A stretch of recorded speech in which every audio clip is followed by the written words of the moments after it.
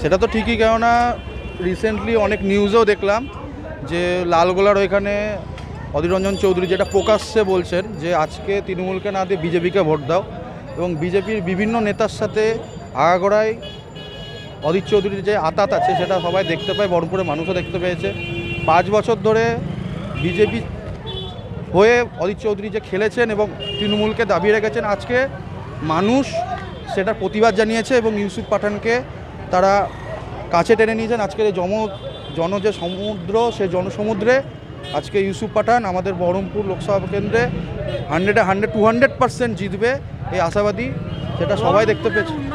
অভিষেক বন্দ্যোপাধ্যায় নিজের কাঁধে তুলে নিলেন, কতটা আপনারা আশাবাদী যে বহরমপুর মডেল হবে একটা? অবশ্যই বহরমপুর মডেল হবে, কেননা বিগত দিনে যতদিন কংগ্রেস সরকার বা কংগ্রেস পৌরসভা যতদিন ছিল ততদিন আমাদের এই বহরমপুর শহরে যা পরিষেবা ছিল তার চেয়ে তৃণমূল সরকারে এসে যা পরিষেবা দিয়েছে, ড্রেন বলুন, রাস্তাঘাট বলুন, বাড়ি বাড়ি জল বলুন, লক্ষ্মীর ভাণ্ডার থেকে শুরু করে স্বাস্থ্যসাথী কার্ড থেকে শুরু করে যে সমস্ত পরিষেবা দিয়েছে, সে সমস্ত পরিষেবা বিগত কোনো সরকার দিতে পারেনি।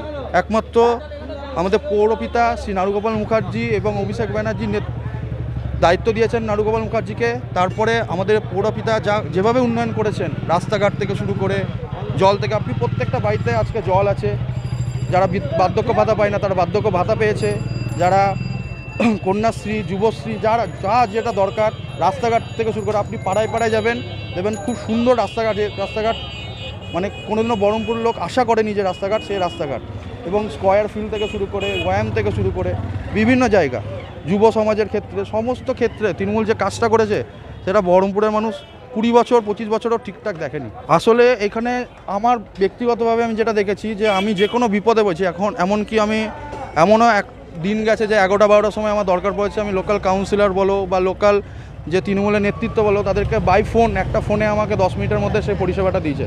কিন্তু বাদবাকি যারা বিরোধী আছে, কংগ্রেস বলুন, বিজেপি বলুন, সিপিএম বলুন, যারাই আছে তাদেরকে পাওয়া যায় না, তাদেরকে একটা টাইমে পাওয়া যায় ভোট যখন আসে।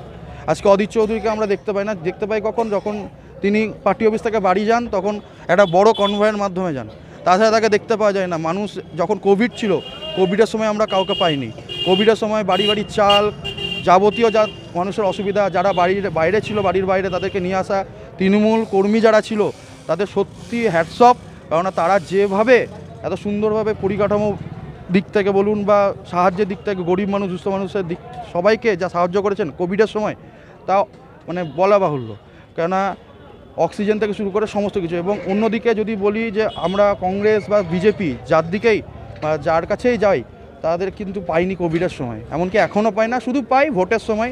তারা বলে যান, বক্তৃতা দিয়ে যান। রিসেন্টলি আমাদের বিভিন্ন জায়গায় অধীর চৌধুরী একটা শিলান্যাস করে গেছেন জলের, সেই জলটা স্ল্যাব হয়েছে কিন্তু এখনও জল আসেনি।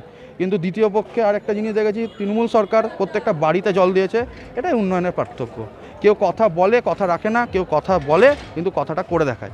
কিন্তু এর পাশাপাশি একটা বিষয়, হয়তো এতদিন আপনারাই অধীর চৌধুরীকে এখানে জিতিয়ে রেখেছিলেন, আপনারা ভোট না দিলে কখনো জিততে পারবেন না, সেই জায়গা থেকে কি আপনারা মুখ ফেরাচ্ছেন অধীর থেকে? অবশ্যই, আজকে মুখ না ফেরালে পঞ্চায়েত ভোটে তৃণমূল এত ভালো পজিশনে আসতে পারতো না, পৌরসভা ভোটেও তৃণমূল একটা ভালো পজিশনে এসছে।